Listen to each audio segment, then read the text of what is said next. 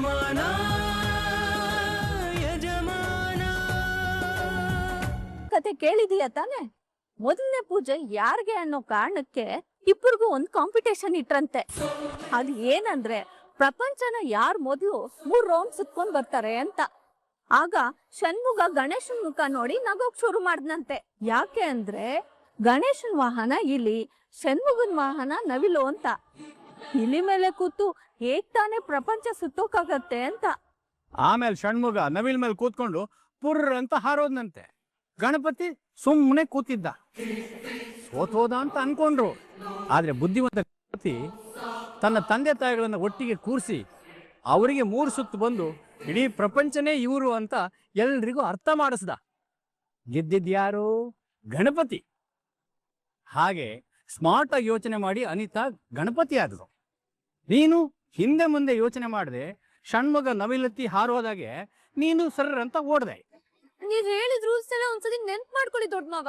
ನೋಡೋ, ಇನ್ನೂ ಮಾತುಕತೆ ಇಲ್ಲ. ಮೊದಲನೇ ಟಾಸ್ಕ್ ಇಲ್ಲಿಗೆ ಮುಗಿದಿದೆ. ಮತ್ತೆ ಮುಂದಿನ ಟಾಸ್ಕ್ ಅಲ್ಲಿ ಭೇಟಿ ಆಗೋಣ.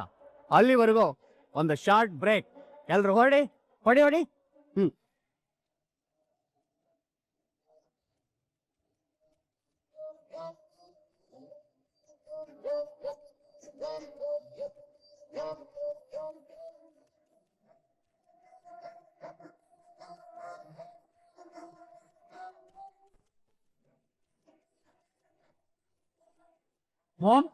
ಮಾಮ್, ಏನಾಯ್ತು ಪ್ರಣವ್? ಹಿಂದೆ ಯಾವ್ದೋ ಬೀದಿನ ಓಡಿಸ್ಕೊಂಡ್ ಬಂದಿರೋ ಹಾಗೆ ಗಾಬರಿಯಿಂದ ಬರ್ತಾ ಇದೀಯಾ? ನೀನ್ ಸುಮ್ನಿರು ಡ್ಯಾಡ್. ಮಾಮ್, ಮನೇಲಿರೋ ನಿಯತ್ತಿನ ನಾಯಿಗಳಿಗೆ ನಾವ್ ಯಾಕೆ ಬಂದಿದೀವಿ ಅನ್ನೋ ವಾಸನೆ ಬಂದ್ಬಿಟ್ಟಿದೆ. ಏನ್ ಹೇಳ್ತಿದ್ಯಾ ಪ್ರಣವ್? ಇದು ಮಾಮ್, ಅವ್ರಿಗೆಲ್ಲರಿಗೂ ನಮ್ ಬಗ್ಗೆ ಅನುಮಾನ ಶುರುವಾಗಿದೆ. ನಾವ್ ಈ ಮನೆಗ್ ಬಂದಿರೋ ಪ್ರತಿಯೊಂದು ಉದ್ದೇಶದ ಬಗ್ಗೆ ಗೆಸ್ ಮಾಡಿದ್ದಾರೆ. ಮನೆ ಗೋಡೆಗಳಿಗೂ ಕಿವಿರುತ್ತೆ, ಹುಷಾರು ಅಂತ ಹೇಳ್ತಾರೆ. ಅಂತದ್ರಲ್ಲಿ ಆ ಕಿವಿಗಳಿಗೆ ನಮ್ಮ ಮಾತು ಬಿದ್ದಿದೆ ಅಂದ್ಮೇಲೆ ಬಾಯಿಗಳು ಸುಮ್ಮನೆ ಇರ್ತಾವ? ಮೊದ್ಲೇ ಅವ್ರುಗಳು ಯಜಮಾನರ ಉಪ್ಪಿನಗಡದಲ್ಲಿ ನಾವೆಲ್ಲ ಬದುಕ್ತಾ ಇದ್ದೀವಿ ಅಂತ ತಿಳ್ಕೊಂಡಿರೋ ಮಿಡ್ಲ್ ಕ್ಲಾಸ್ ಜನಗಳು ನಿಯತ್ತಲ್ಲಿ ನಾಯಿನ ಮೀರಿಸ್ತಾರೆ. ಇನ್ ಅವ್ರು ಸುಮ್ಮನೆ ಇರ್ತಾರಾ? ನೀನ್ ಸ್ವಲ್ಪ ಸುಮ್ಮನೆ ಇರು. ನನ್ನನ್ನ ಸುಮ್ಮನೆ ಇರಿಸಿದ ತಕ್ಷಣ ನಿನ್ನ ನಿಜ ರೂಪ ಬಯಲಾಗಲ್ಲ ಅಂತ ಅನ್ಕೊಂಡಿದ್ಯಾ ತುಳಸಿ? ನಾಟಕ ಮುಗಿಯೋ ಟೈಮ್ ಬರ್ತಾ ಇದೆ. ಮುಖವಾಡ ಕಳ್ಚಿ ಬೀಳ್ತಾ ಇದೆ. ಅಂದ್ಮೇಲೆ ನಿಜ ರೂಪ ಹೊರಗಡೆ ಬರಲೇಬೇಕು ಅಲ್ವಾ? ಮಾಮ್, ಆ 3 ಜನ ಸಾಮಾನ್ಯದವರಲ್ಲ. ಖಂಡಿತ ಸುಮ್ಮನೆ ಇರಲ್ಲ. ಏನಾದ್ರೂ ಮಾಡೇ ಮಾಡ್ತಾರೆ. ಅವ್ರು ಏನೋ ಮಾಡೋದಕ್ಕಿಂತ ಮುಂಚೆ ನಾವು ಈ ಮನೆ ಖಾಲಿ ಮಾಡೋದು ಒಳ್ಳೇದು ಅಂತ ನನಗನ್ನಿಸ್ತಾ ಇದೆ.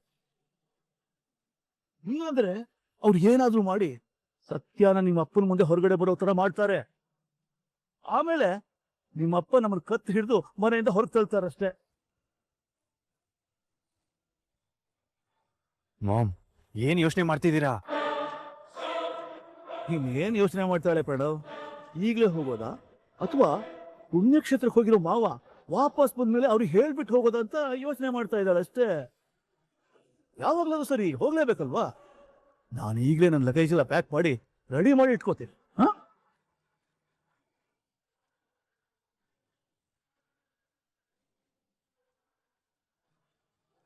ನೋಡ್ತೀಯ ಸಂಗೀತ, ಎಷ್ಟು ಮೋಸ ಮಾಡಿದ್ರು ಅಂತ. ನಾನು ಅಷ್ಟೆಲ್ಲ ಕಷ್ಟಪಟ್ಟು ಬಿದ್ದು ಗಾಯ ಮಾಡ್ಕೊಂಡು ಓಡೋಗಿ ಪಾತ್ರೆ ಎಲ್ಲ ತೊಳೆದು ಹಾಲು ತಗೊಂಡ್ ಬಂದಿದ್ದೀನಿ. ನನಗ್ ಬುದ್ಧಿ ಇಲ್ವಂತೆ, ನನಗ್ ಟೈಮ್ ಸೆನ್ಸ್ ಇಲ್ವಂತೆ.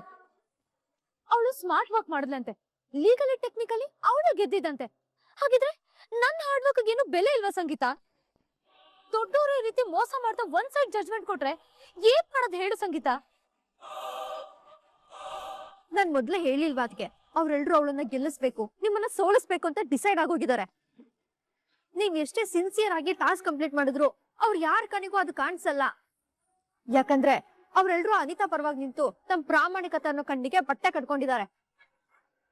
ಅವ್ರಿಗೆ ಬೇಕಾಗಿರೋದು ನಿಮ್ ಪ್ರಾಮಾಣಿಕತೆ ಆಗ್ಲಿ ನಿಸ್ವಾರ್ಥ ಮನ್ಸಾಗ್ಲಿ ಅಲ್ಲ. ಒಟ್ನಲ್ಲಿ ಅವ್ರೆಲ್ರು ಅವಳನ್ನ ಗೆಲ್ಲಿಸ್ಬೇಕು ಅಂತ ಅವಳ ಪರವಾಗಿ ನಿಂತಿದ್ದಾರೆ. ಸೊ ನೀವೇನ್ ಮಾಡಿದ್ರು ಅವ್ರ ಕಣ್ಣಿ ಹಿತವಾಗಿ ಕಾಣಿಸಲ್ಲ. ಅದಕ್ಕೆ ಸಂಗೀತ, ಆ ದೇವ್ರು ಒಳ್ಳೆಯವ್ರನ್ನ ತುಂಬಾ ಪರೀಕ್ಷೆ ಮಾಡ್ತಾನೆ, ಆದ್ರೆ ಕೊನೆ ಕ್ಷಣದಲ್ಲಿ ಅವ್ರ ಕೈ ಹಿಡಿತಾನೆ.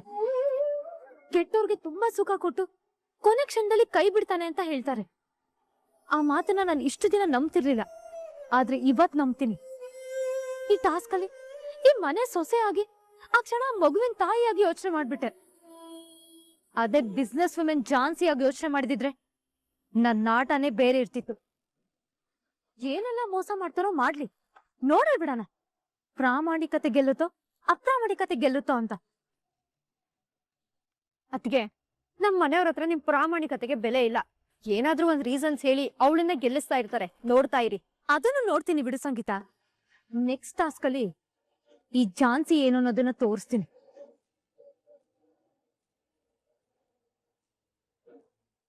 ಸದ್ಯ ಮೊದಲನೇ ಆಟದಲ್ಲೇ ಹೇಗೋ ಗೆದ್ಬಿಟ್ಟಲ್ಲ, ಅಷ್ಟು ಸಾಕು. ಮಂಜುಳ, ಗೆದ್ದಿದ್ದಲ್ಲ ಗೆಲ್ಸಿದ್ದು ಅಂತ ಹೇಳು. ಆದ್ರೂ ಟಾಸ್ಕ್ ಅಲ್ಲಿ ಕಾಂಪೀಟ್ ಮಾಡದೆ ಸುಮ್ಮನೆ ಕೂತಿದ್ ನೋಡಿ ಏನಪ್ಪ ಇವಳು ಹೀಗೆ ಮಾಡ್ತಿದ್ದಾಳೆ ಅಂತ ಅನ್ಸ್ಬಿಟ್ಟಿತ್ತು. ದೊಡ್ಡ ಬಾವ, ನಾನ್ ಏನೇ ಮಾಡಿದ್ರು ಒಂದ್ ಪ್ಲಾನಿಂಗ್ ಇಟ್ಕೊಂಡೇ ಮಾಡಿರ್ತೀನಿ. ಮೇಲಾಗಿ ನನ್ನ ಗೆಲ್ಸೋದಕ್ ನೀವೆಲ್ಲ ಇರ್ಬೇಕಾದ್ರೆ ನಾನ್ ಯಾಕೆ ಟೆನ್ಷನ್ ಮಾಡ್ಕೊಳ್ಳಿ? ಹಾಗಂತೇಳಿ ನೀನು ಸ್ವಲ್ಪ ಕೂಡ ಪ್ರಯತ್ನ ಮಾಡಲಿಲ್ಲ ಅಂದ್ರೆ ನಮಗ್ ಗೆಲ್ಸೋದು ಕಷ್ಟ ಆಗುತ್ತೆ ಕಣಮ್ಮ. ನ್ಯಾಯವಾಗಿ ನೋಡಿದ್ರೆ ಈ ಟಾಸ್ಕ್ ಅಲ್ಲಿ ಗೆದ್ದಿದ್ದು ಝಾನ್ಸಿನೇ. ಪ್ರಾಮಾಣಿಕವಾಗಿ ಪ್ರಯತ್ನ ಪಟ್ಟು ಹಠದಿಂದ ಓಡೋಗಿ ಛಲದಿಂದ ಕಷ್ಟಪಟ್ಟು ದುಡ್ದು ಹಾಲು ತಗೊಂಡ್ ಬಂದ್ಲು. ರೀ, ಆ ಪಾಯಿಂಟ್ ಇಟ್ಕೊಂಡು ಅವಳನ್ನ ಹೋಗ್ಲಿ ಅತ್ತಕ್ಕೆ ಏರಿಸ್ಬೇಡಿ ಇರಿ. ಅಟ್ಟಕ್ಕೇರಿಸ್ತಿಲ್ವೇ, ಇರೋ ಸತ್ಯ ಹೇಳ್ತಾ ಇದ್ದೀನಿ ಅಷ್ಟೇ. ನ್ಯಾಯವಾಗಿ ನೋಡೋದಾದ್ರೆ ಇದ್ರಲ್ಲಿ ಗೆದ್ದಿರೋದು ಝಾನ್ಸಿನೇ. ಆದ್ರೆ ನೀನು ಲಾಸ್ಟಲ್ಲಿ ಒಂದು ಲಾ ಪಾಯಿಂಟ್ ಹಾಕ್ದೆ ನೋಡು, ಅದನ್ನ ಹಿಡ್ಕೊಂಡು ಪ್ಲೇಟ್ನ ಹಂಗೆ ಉಲ್ಟಾ ಮಾಡಿ ಗೆಲುವಿನ ಪದಕನ ನಿನಗೆ ಕೊಟ್ಟು ಸೋಲನ್ನ ಅವಳಿಗೆ ಕೊಟ್ಟೆ. ದೊಡಪ್ಪ, ಹೇಗ್ ಗೆದ್ವಿ ಅನ್ನೋದ್ ಮುಖ್ಯ ಅಲ್ಲ, ಒಟ್ನಲ್ಲಿ ಗೆದ್ವಿ ಅನ್ನೋದಷ್ಟೇ ಮುಖ್ಯ. ನೋ, ಇದೆಲ್ಲ ನಡೆಯೋಕ್ ಸಾಧ್ಯನೇ ಇಲ್ಲ. ಹಾಗಂತ ಅನ್ಕೊಂಡೆ ನೀವೆಲ್ರೂ ಭ್ರಮೆಯಲ್ಲಿರಿ. ಆದ್ರೆ ಅಲ್ಲಿ ನೋಡಿದ್ರೆ ಅವ್ರಿಬ್ರು ಪ್ರೇಮ ಲೋಕದಲ್ಲಿ ಪ್ರಣಯದಾಟ ಆಡ್ತಿದ್ದಾರೆ. ಏನು ಅಂತ ಮಾತಾಡ್ತಿದೀಯಮ್ಮ? ನಮ್ ರಾಘು ಏನು ಅಂತ ನಂಗೆ ಚೆನ್ನಾಗಿ ಗೊತ್ತು. ಅವನು ಈ ರೀತಿ ಮಾಡೋದಕ್ಕೆ ಸಾಧ್ಯನೇ ಇಲ್ಲ. ಹಾಗಿದ್ರೆ ನಾನ್ ಸುಳ್ಳು ಹೇಳ್ತಿದೀನಿ ಅಂತ ಹೇಳ್ತಾ ಇದ್ದೀರಾ? ಹಾಗಲ್ಲ ಅನಿತಾ, ನೀನೇನೋ ಮಿಸ್ಅಂಡರ್ಸ್ಟ್ಯಾಂಡಿಂಗ್ ಮಾಡ್ಕೊಂಡಿರ್ಬೋದು ಅಂತ ಹೇಳ್ತಿದ್ದೀನಿ. ಪಲ್ಲವಿ, ನಾನೇನ್ ಚಿಕ್ಕ ಹುಡುಗಿ ಅಲ್ಲ. ಅವ್ರಿಬ್ರು ರೂಮಲ್ಲಿ ಚಿಚಿ ಅದೆಲ್ಲ ಹೇಳಕ್ಕೂ ನಂಗೆ ಅಸಹ್ಯ ಆಗ್ತಾ ಇದೆ. ಅವ್ರಿಬ್ರು ಆಟಗಳನ್ನ ನೋಡಿ ಅವ್ರಿಗೂ ಹೋಗಿ ಬಾಸಣ ಅನ್ನೋಷ್ಟು ಕೋಪ ಬಂದಿತ್ತು. ಆದ್ರೆ ಸತ್ಯನ ನಿಮ್ಗೆ ಅರ್ಥ ಮಾಡಿಸ್ಬೇಕು ಅಂದ್ರೆ ಸಾಕ್ಷಿ ಸಮೇತ ತೋರಿಸ್ಬೇಕು ಅಂತ ಕೋಪನ ಕಂಟ್ರೋಲ್ ಮಾಡ್ಕೊಂಡ್ ಬಂದಿದ್ದೀನಿ. ಬೇಕಿದ್ರೆ ನೀವೇ ಬಂದು ಅವರಿಬ್ರು ಆಟಗಳನ್ನ ನೋಡಿ. ಹೌದಾ? ನಡಿ ಹಾಗಾದ್ರೆ. ಇವತ್ತು ನಾನು ಎಷ್ಟು ಸ್ಟ್ರಿಕ್ಟ್ ಅನ್ನೋದನ್ನ ಅವರಿಬ್ಬರು ತೋರಿಸ್ತೀನಿ. ಬನ್ನಿ.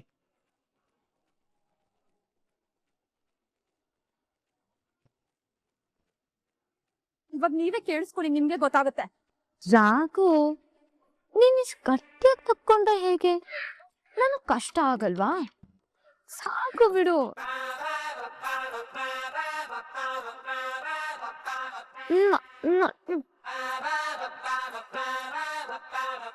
ಸಾಕು ಬಿಡು ರಾಘು, ಎಷ್ಟು ಮುತ್ತು ಕೊಡ್ತೀಯ?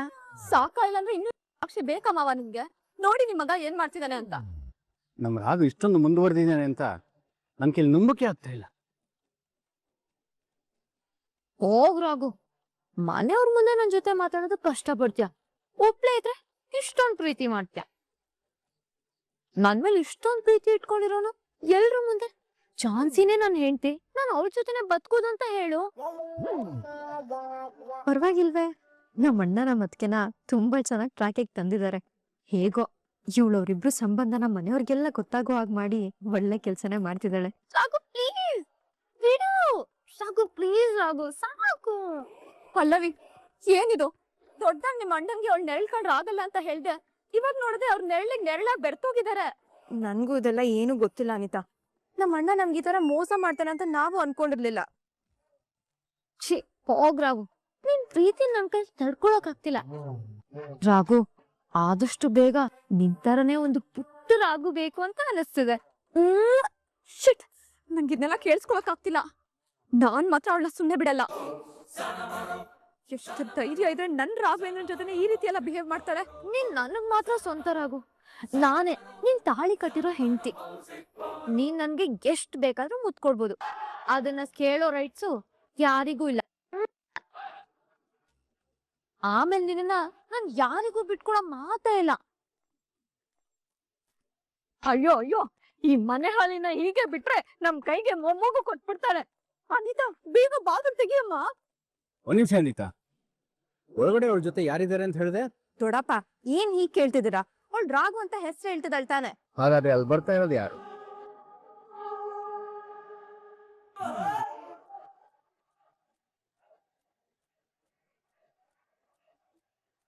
ಎಲ್ಲರೂ ಯಾಕೆ ಹೀಗೆ ನಿಂತಿದ್ದೀರಾ?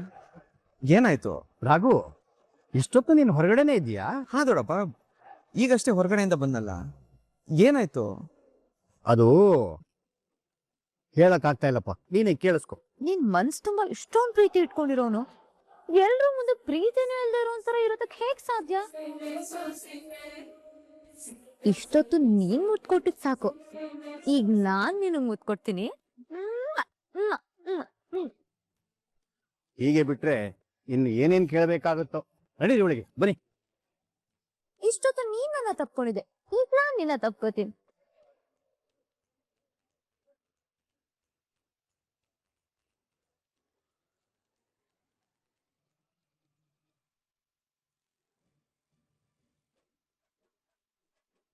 ಯಾಕೆ ಎಲ್ರು ಹಾಕ್ ನೋಡ್ತಿದ್ದೀರಾ?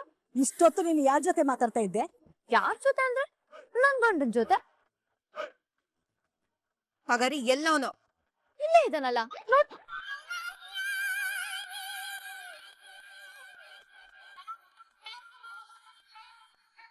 ಲೇ, ನಿನ್ಗೇನ್ ತಲೆ ಕೆಟ್ಟಿದ್ಯಾ?